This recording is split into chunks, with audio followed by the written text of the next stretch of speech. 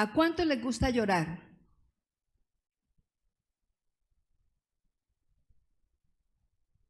¿A cuánto les gusta reír? Mire al que está al lado, sonríe. Sonríe y mírale la carita al otro. Mírale la carita al otro, está feliz. ¿Cómo se ve bonito o bonita esa persona? Gracias a esa sonrisa. Mirar a alguien bravo como que no provoca, pero a alguien que sonríe, sí. Jesús te quiere ver sonreír todos los días. Amén. Entonces, ahí en esa actitud, sonriamos para el Señor, a pesar de los problemas. Tenga la bondad de sentarse. El llanto y la tristeza, el llanto y la risa, el llanto y la tristeza y la alegría son emociones que normalmente se mueven en cada vida. ¿Cierto que hemos llorado alguna vez y nos hemos sentido tristes alguna vez? Pero también hemos sentido en otros momentos alegría y en otros momentos hemos reído mucho. ¿Verdad que sí? Hemos tenido todos esos momentos. La alegría y la tristeza son emociones que se oponen, son emociones contrarias. Y el deseo de Dios es que disfrutemos la alegría. La tristeza o el llanto más bien viene por causa de la tristeza y la risa viene por causa de la alegría. Alguien podría decir, pero hay risas que son burlonas o algo así. No, yo te estoy hablando de la risa que viene de Dios. ¿Sabías tú que hay risa que viene de Dios? La risa que viene de Dios es una risa que es el resultado y viene por causa de la relación tuya con Dios.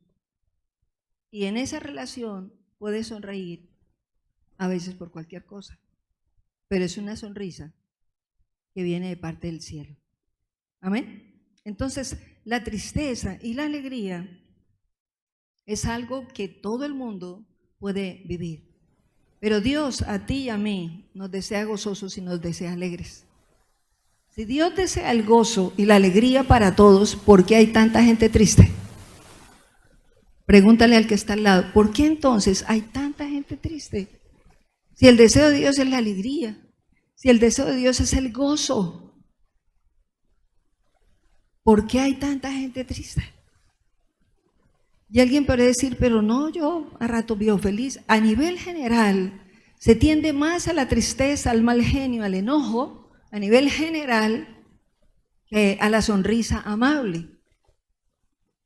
Pero si hablamos en este momento de personas que hemos sido llamadas por Dios para conocerle, la cuestión es esa, que Dios desea que los creyentes vivamos el gozo de Él. Sin embargo, puede haber mucho cristiano que en algún momento caigamos en momentos de tristeza. Y por un momento meditemos, puede haber un buen número de personas cristianas o creyentes que pueden pasar más tiempo tristes que alegres, más tiempo desalentados y desanimados que alegres. Y el deseo de Dios es lo contrario. El deseo de Dios es tu sonrisa. ¿Cuál es el tema de esta noche? Del llanto a la risa. El contraste del llanto a la risa. Todos generalmente fuimos encontrados por Dios en momentos de desaliento, de luchas, de desánimos, pero Dios quiere buscarte y renovarlo todo precisamente para que puedas sonreír. Amén. Entonces, el deseo de Dios es que nos dispongamos a meditar por qué será que si ya sabemos por la palabra que el deseo de Dios es que haya gozo en ti, haya alegría en ti, ¿por qué entonces se cae en esa condición si ya caminamos con Dios, si ya somos cristianos, si ya sabemos por la palabra que de Él viene el gozo? ¿Por qué caemos en eso? Entonces, Dios desea que lo meditemos. Y la respuesta es, precisamente, una persona puede haber entregado su corazón al Señor, haber creído en Jesús, haberle pedido perdón a Él, haberle entregado su corazón, pero algo pasa y pareciera que no está pasando nada en su vida y que no fuera ese creyente que dice ser, porque las cosas no cambian. Y resulta que sí sucede eso. Puede no haber cambios ni verse el gozo de Dios en algún creyente por causa de que la mente y los pensamientos siguen iguales a antes. ¿Estamos entendiendo? Aunque le hayamos entregado el corazón a Jesús y le hayamos pedido perdón, la mente y los pensamientos pueden estar en el mismo nivel de aquel día en el que el Señor empezó a caminar contigo y conmigo. Y Dios desea que entendamos esto. Cuando se presenta una dificultad y la mente sigue pensando como antes y no se renueva de continuo, entonces ante la dificultad viene decaimiento, viene desánimo, viene temor, vienen palabras y vienen acciones que en nada honran a Dios. ¿Cuánto vamos entendiendo? Si miramos el salmista en el Salmo 43, versículo 2, ¿qué dice la palabra del Señor? Miremoslo juntos, desde la Biblia, vamos a leerlo. Salmo 43, versículo 2 dice: pues tú eres Dios, mi único refugio seguro. ¿Por qué me hiciste a un lado? ¿Por qué tengo que andar angustiado, oprimido por mis enemigos? ¿Cómo le habla el salmista al Señor? Él le dice en la primera parte: tú eres mi Dios. Yo sé que tú eres mi refugio. Y cualquier creyente se le pregunta lo mismo y dice: no, pues Dios es mi refugio. Pero este hombre le dice: pero tú me hiciste a un lado. ¿Por qué me está pasando esto? ¿Por qué parezco desechado? ¿Por qué estoy solo? ¿Por qué estoy desalentado? Y viene una serie de porqués a Dios. Y en esta misma condición podemos caer, aún los creyentes, estar cuestionando a Dios y preguntándole por qué. ¿Por qué me sucede esto a mí? ¿Por qué esta situación no cambia? ¿Por qué aún no se ha arreglado fulano y sutano? ¿Por qué estas circunstancias aún no mejoran? ¿Por qué la economía sigue estancada? ¿Qué es lo que pasa? Y se intenta tratar a Dios como si Él fuera igual a cada uno de nosotros y no como Padre. ¿Sabe por qué pasa eso? Precisamente porque no se ha renovado la mente. No se ha escuchado a ese Dios que lo está llamando desde hace rato. Se escucha más a las circunstancias y más a las situaciones. Entonces, es necesario conocerlo. Dile al que está al lado: conocerlo más de cerca. Es necesario conocer a Dios más de cerca cada día para saber con quién es que hablamos. No hablamos con cualquiera. Hablamos con el que te permite palpitar en este momento el corazón. Hablas con el que te da el aire y te permite respirar en este instante. Y si Él quisiera, te viene ya. Así queramos quedarnos 100 años aquí, no podemos más, porque Él lo dispuso. Entonces, qué bueno entender que Dios es Dios y es bueno. No es un papá castigador, es misericordioso. Pero por causa de ese Dios tan bueno y misericordioso, merece toda nuestra honra y todo nuestro respeto y todo nuestro amor y una excelente relación. Si Dios manda que un hijo aquí en la tierra honre a sus padres para que le vaya bien en la vida, ¿cómo nos dirá con respecto al mejor papá? ¿Cuánta más honra merece el Dios del cielo? El papá bueno que te buscó para ser su hijo sin serlo. Ni tú ni yo éramos sus hijos, sin embargo nos llamó para que fuéramos sus hijos. Amén. Entonces, cuando sucede esto y se caen estas circunstancias y la mente no se renueva, se habla de cualquier manera y se decide cualquier cosa y no se consulta casi con el Padre Celestial, no se consulta con Dios, no, voy a hacer tal cosa y cada uno decide solo.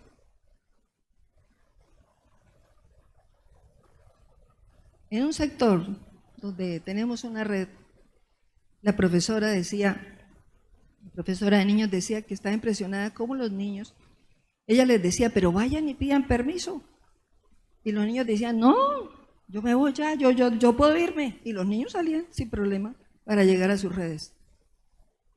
Muchísimos niños en esas redes de algunos sectores.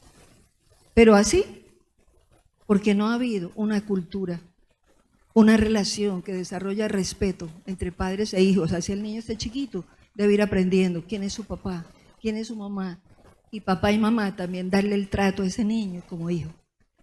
Amén. Cuando no hay esa relación, pues no se tiene en cuenta nada. Y vemos cómo entonces se pierde la relación con Dios o no se da sencillamente como debe darse. Y entonces cada quien decide solo, sí, yo soy creyente, sí, yo soy hijo de Dios, pero a mi manera. Pero decido solo, pero no cuento con Él. Puedo meterme en ciertas actividades sin consultar con Dios. Puedo tomar decisiones sin consultar con Dios. Puedo unirme con X y Y personas sin problema, sin consultar con Él, porque es mi vida. Decimos así. Y es algo que Dios no quiere que continúe en ti y en mí. Nos encontró de creer esa vida, pero en esa vida, de esa vida, Dios nos saca a todos. ¿Cuántos dicen amén? Diga, de una vida de independencia. De una vida de independencia. Jeremías 17, 5 y 6, ¿qué dice la palabra de Dios? Jeremías 17, 5 y 6, leámoslo juntos en voz alta. Esto dice el Señor: malditos son los que ponen su confianza en simples seres humanos, que se apoyan en la fuerza humana y apartan el corazón del Señor. Son como los arbustos raquíticos del desierto, sin esperanza para el futuro. Vivirán en lugares desolados, en tierra despoblada y salada. Siente uno como algo, como una inquietud leer estos versículos. Personalmente me pasa y digo, Dios, qué terrible esa condición para un ser humano. Recibir una maldición directa del cielo. Malditos son los que ponen su confianza en otras personas.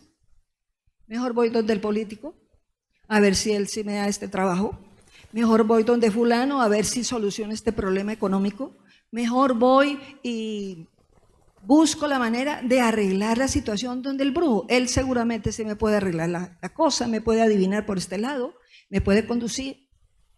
Mejor busco a alguien y se busca a mucha gente cuando se está independiente de Dios, estoy hablando. Y cuando hay esa independencia, la persona decide solo y por esa razón Dios dice, esa persona se aparta de Dios, dice aparta en el corazón. Colócalo de nuevo por favor, Jeremías 17:5, lo leemos de nuevo, dice la sabiduría del Señor, dice, esto dice el Señor, malditos son los que ponen su confianza en ¿quién? Aún en uno mismo, escucha, aún en ti mismo. Es que yo tengo, yo soy, yo puedo, yo. No, si no es por Él, no es posible ni ser ni tener nada. ¿Cuántos dicen amén? Entonces tu vida no es tu vida. Esa vida que tienes, el hecho de respirar, de caminar y todo, es gracias a Él. Esa vida es de Dios. Un día viniste de Él. Por voluntad de Él llegaste a esta tierra. Con un plan precioso y perfecto. Entonces, Dios dice, el que se independiza de mí, no cuenta conmigo, pues se aparta, su corazón se aleja. Y cuando una persona está alejada de Dios, está expuesta a ser destruida.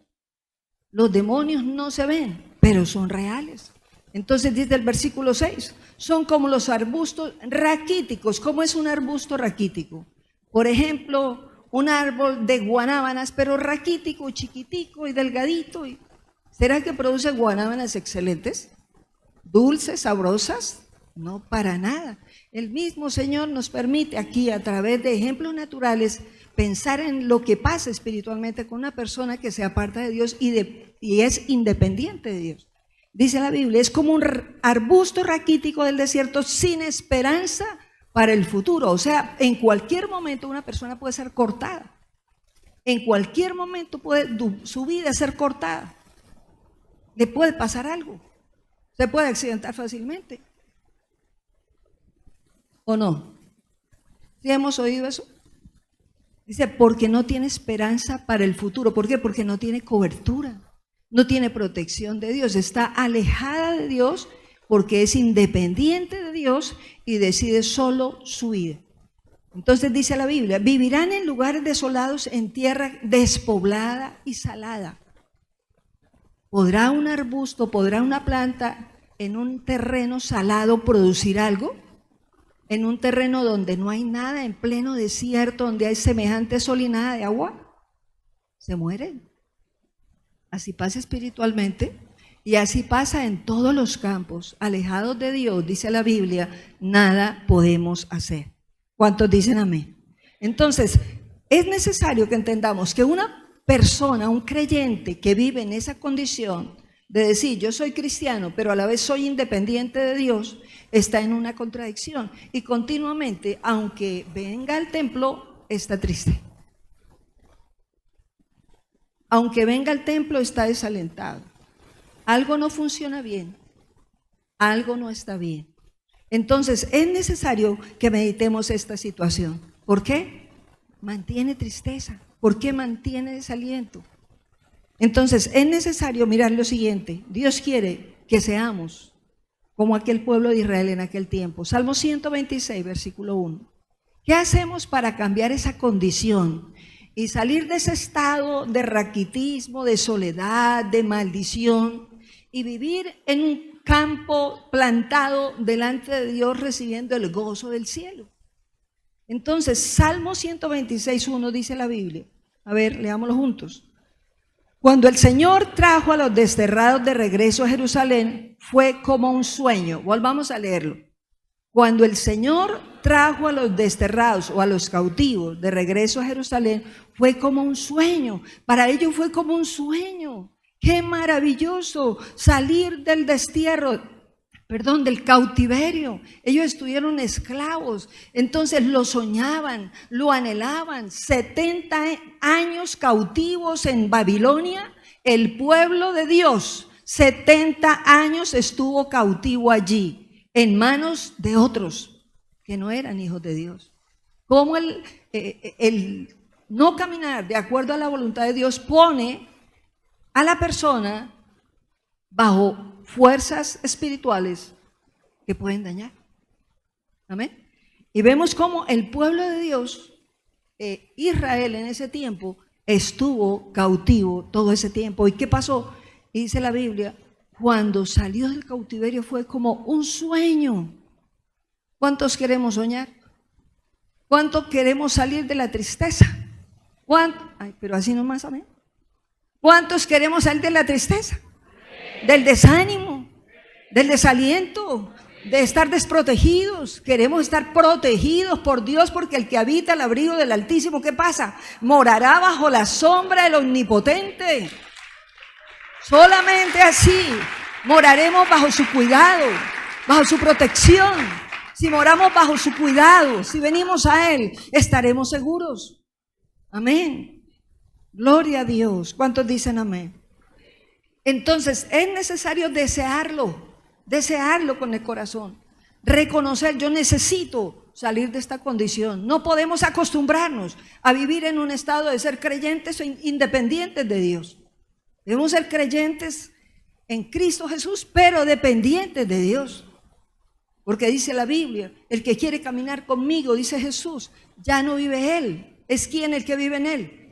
Es Cristo, dilo conmigo, ya no vivo yo, es Cristo el que vive en mí. Y la vida que ahora vivo en este cuerpo, la vivo por la fe del Hijo de Dios. Diga, por la fe del Hijo de Dios. Ya no vives tú. Dios te llama ya no vivir tú solo. Es Él el que vive contigo y vive en ti. Y por esa razón ya no somos independientes. Amén. Diga, yo soy morada de Dios. Entonces, 70 años, la desobediencia, el alejamiento de Dios hizo que ellos cayeran en cautiverio. Dios lo permitió por esa independencia, por ese querer hacer las cosas a su manera.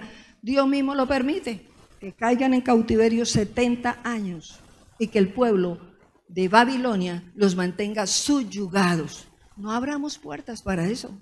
No permitamos en nuestra vida que tengamos momentos críticos por causa de querer ser independientes de Dios. Seamos dependientes. ¿Cuántos dicen amén? Segundo, es necesario para poder cambiar esa condición de salir de la tristeza y llegar a la risa, al gozo de Dios, identificar esos pensamientos negativos, esos pensamientos que intentan dominar tu mente. ¿En qué es lo que tú más piensas la mayor parte del tiempo? Si hay pensamientos negativos, qué bueno identificarlos y rechazarlos de tu vida, de tu mente. Dios no quiere que los sigas albergando, porque cuando uno alberga el pensamiento negativo se vuelve una fortaleza. Y cuando algo se vuelve fortaleza, se vuelve una columna poderosa como la que sostiene los grandes edificios y después no es fácil arrancarla. Amén. Entonces dice 2 Corintios 10:5, como dice la palabra de Dios. ¿Nos llama el Señor a qué? Diga conmigo, derribando argumentos y toda altivez que se levanta contra el conocimiento de Dios y llevando cautivo todo pensamiento a la obediencia de Cristo. ¿Qué quiere el Señor que tú hagas? ¿Qué quiere? Que derribe, que saques de ti, que renuncies, que rechaces de tu mente cualquier pensamiento que tú notes tú es contrario a la voluntad de Dios. Yo estoy pensando algo que no debo pensar y lo sacamos, no lo aceptamos. Es el deseo de Dios. Y dice, mándenlo sometido bajo la obediencia a Cristo. Somete tu mente a diario bajo la obediencia a Jesús. Amén. Entonces es necesario identificarlos. ¿Y qué más? Punto 3, reemplazarlos. Cuando notamos que, por ejemplo, un pensamiento es de pobreza, no, es que a mí no me alcanza la plata. A mí me llega, yo trabajo y todo, pero no me rinde, nada alcanza. Entonces, lo que está pensando es un pensamiento negativo y empieza a hablarlo, no alcanza, no hay, no se va a ver provisión aquí, así vamos a seguir. Lo que se está pensando se empieza a hablar. Y Dios quiere que entendamos que eso que ves con los ojos físicos hay que reemplazarlo en tu mente con la palabra de Dios. ¿Cuántos dicen amén? ¿Y qué dice el Señor? ¿Que no vas a tener nada para comer? ¿Qué dice la palabra? Que Él suplirá todo lo que nos falte conforme a sus riquezas en gloria en Cristo Jesús. Él va a suplir porque Él es Jehová Jireh, el Dios que provee, el Dios que da vida. ¿Quién hace crecer las plantas allí? ¿Quién hace que hayan cosechas de café? ¿Quién hace que se recoja por toda esta tierra de Santander tantas cargas cuando antes no se oía tanto? Es en estos tiempos. ¿Quién lo hace? Dios. ¿Quién hace levantar la matica? Dios. ¿Quién hace que se produzca la pepita y se vuelva verde, luego roja, luego amarilla? Amarilla y roja es la cosa. Diga Dios. Qué proceso tan maravilloso. Observar la naturaleza es observar el poder de Dios. No necesitas que Dios esté ahí parado para decirle, mire lo que estoy haciendo con esta matica, tú lo estás viendo. La Biblia dice, la naturaleza habla que hay un Dios real. El cielo se abre cada mañana y el sol alumbra, pero cada tarde se va el sol y aparece la noche. ¿Quién lo hace tan perfecto todos los días? El Dios que creó el universo.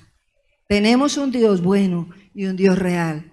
Amén. Entonces Dios nos llama a reemplazar esos pensamientos negativos con la palabra de Dios, con la palabra de Dios. No, es que yo no soy capaz de perdonar a esa persona porque es que esa persona me la hizo tan fuerte y tan seriamente que no. Yo de pronto, como es que dicen, perdono, pero ¿qué? Pero no olvido y ahí me sigue el dolorcito en el corazón. Entonces eso no, ese pensamiento no viene del Señor, no. Como se la hizo, devuelva, no la mire, no la salude. Escucha, ¿qué dice la palabra de Dios? Que el que perdona a los hombres sus ofensas, Él perdonará a ese hombre, Dios del cielo, todas sus ofensas. Pero el que no perdona, pues tampoco puede ser perdonado. Y así, si la palabra se mantiene, viene un pensamiento en contra, yo la pongo ahí, inmediatamente se cae. No puede volverse fortaleza. Al contrario, empiezas a ser renovado cada día. ¿Cuántos dicen amén? Salmo 43:3. Mira lo que decía el mismo salmista que decía que estaba oprimido. Salmo 43:3, ¿qué dice la palabra de Dios? ¿Qué necesitaba? ¿Qué necesitaba el salmista para que su mente cambiara y no se sintiera así de oprimido? Porque él decía, no, los enemigos me están oprimiendo, me están acabando. Y hay gente que de verdad dice, no, es que ahora el diablo, es que ahora los demonios me están haciendo, y le dan más autoridad al diablo y a los demonios que a Dios. Por favor. Sí existen, pero están vencidos. Más poderoso, diga, es el que vive en mí, que el que está en el mundo. Jesús vive en ti y es más poderoso. Entonces, a ese dardo que envía el enemigo, tú le respondes con la palabra de Dios. Más poderoso es Cristo que vive en mí que el que está en el mundo. Amén. No temeremos a malas noticias porque nuestro corazón está confiado en Dios. Acecha una mala noticia, proclama lo contrario. Se tiene que caer o se abre un camino para que haya solución. Reemplazamos los pensamientos negativos con la palabra de Dios. Salmo 43:3, ¿qué dice la Biblia? Envía tu luz y tu verdad, que ellas me guíen, que me lleven a tu monte santo, al lugar donde vives. Otra vez, envía, ¿qué? Tu luz. ¿Cuál es la luz? Jesús es la luz. Envía tu luz, ¿y qué más? Y tu verdad, la palabra también es luz, la palabra es lámpara a nuestros pies y es luz en nuestro camino. Y el mismo salmista dice, envía tu luz y tu verdad, porque ellas me guiarán, me conducirán al lugar santo, me conducirán a tu presencia. Si no hay palabra de Dios en nuestra mente, ¿cómo oramos? Nos volvemos rezanderos, estilo rosario, repite y repite cosas iguales. Pero cuando leemos la palabra de Dios, el mismo Espíritu Santo trae la palabra. Cada vez cuando tú estás orando, Él la recuerda y la va poniendo poco a poco en nuestra mente y en nuestra boca. Amén. Entonces, es necesario pedirle al Señor lo que le pedía el salmista también. Dame tu luz, dame hambre de tu palabra, dame sed de ti, dame el anhelo por ti, dame el anhelo por tu casa, por tu presencia cada día. Y ahí está el Espíritu de Dios, porque Él es el que te busca y te pone esos deseos también. Amén. Entonces, San Juan 8:32 también dice la Biblia, y conocerán la verdad. ¿Y qué más? Dile al que está al lado, conocerás la verdad y la verdad te hará libre. Dile al del otro lado, conocerás la verdad y la verdad te hará libre.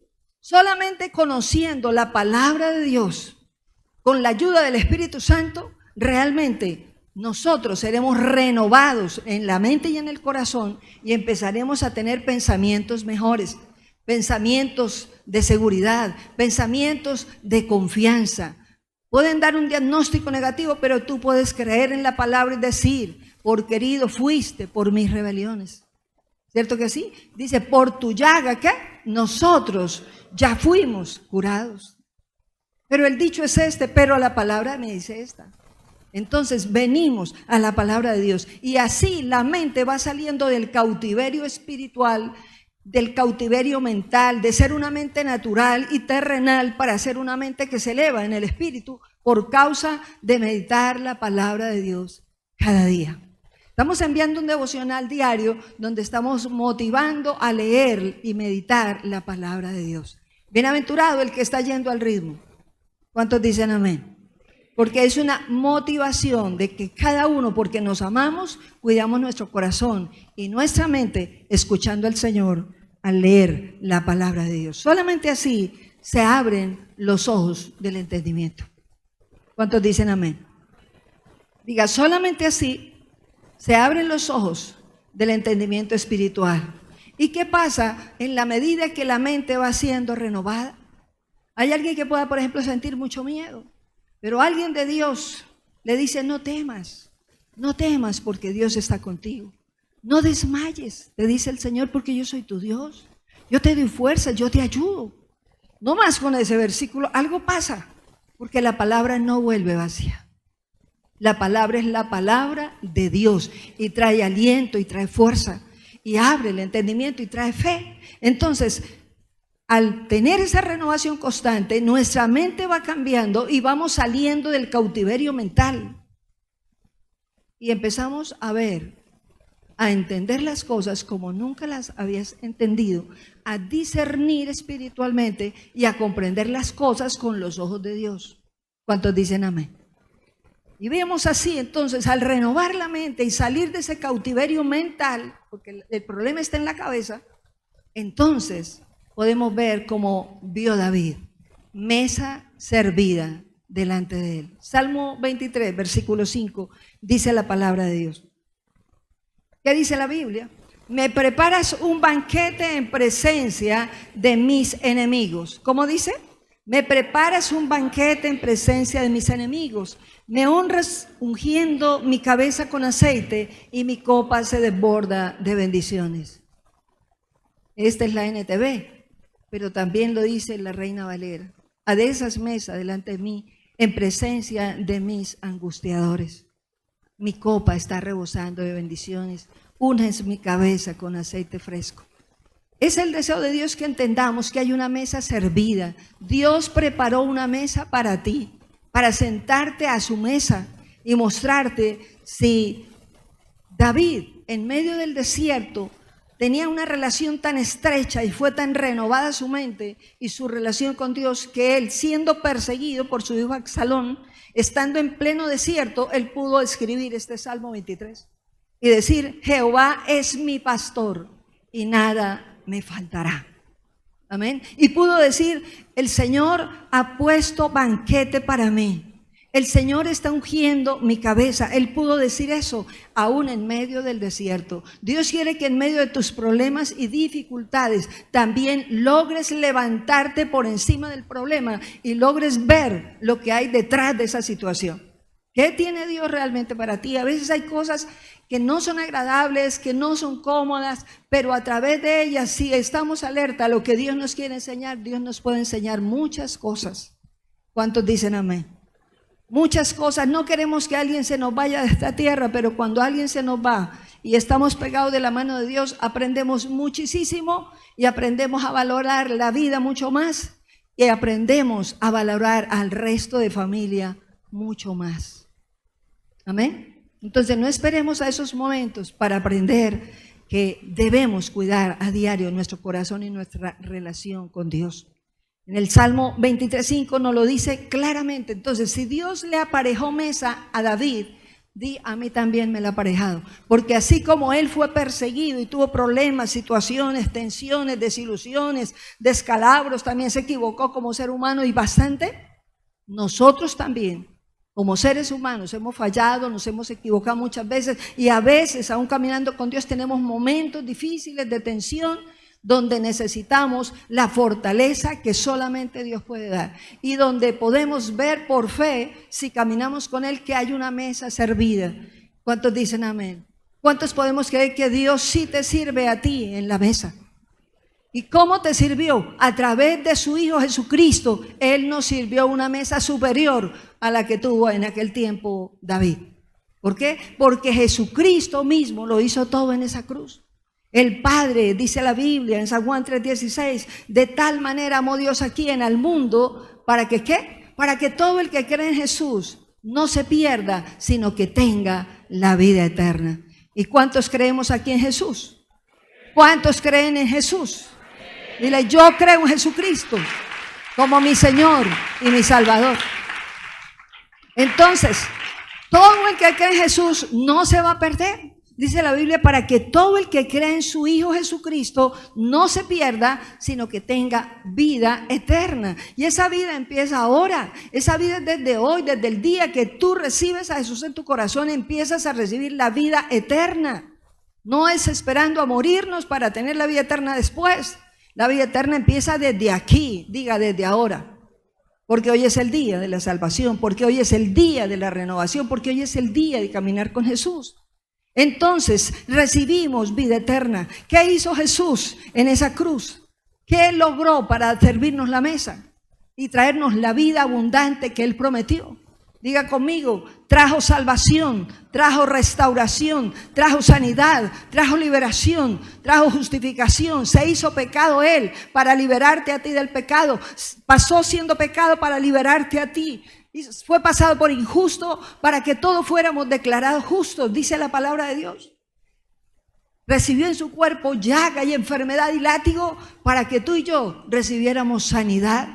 Pasó la vergüenza pública para liberarte a ti de toda vergüenza también y de toda cosa que nos avergonzaría en público. Él pasó en público la vergüenza para sanarte a ti, liberar tu corazón y decirte: es posible en Cristo ser sanados, es posible en Cristo ser limpiados, es posible sentarnos a la mesa del Rey. Amén. Dice la palabra de Dios en San Juan 19:30. Cuando Jesús hubo tomado el vinagre, ¿qué dijo? Consumado es. Y habiendo inclinado la cabeza, entregó el Espíritu. Jesús, cuando dijo eso, dijo: ya lo hice todo. A lo que venía a esta tierra, yo aquí ya lo terminé. Y cuando fue resucitado por el poder del Espíritu Santo, se levanta para llevar su propia sangre delante de Dios y abrirnos la puerta a todos. Amén. La puerta se abrió y el Espíritu Santo vino.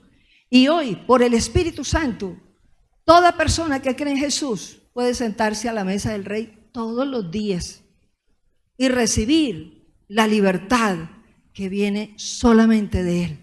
Amén. En Jesús somos libres, en Jesús somos sanados, en Jesús somos perdonados, en Jesús tenemos vida y es vida en abundancia. Dile al que está al lado, tú recibes vida y es vida en abundancia. Jesús es la vida. El que no tiene a Cristo, dice la palabra, no tiene vida. Tendrá religión, pero la religión no salva a nadie. Pero el que tiene a Cristo tiene la vida de Jesús y cada día en esa relación y en esa renovación por la palabra está creciendo, está siendo transformado en su mente, en su corazón y en todo su ser a la imagen de aquel que nos creó.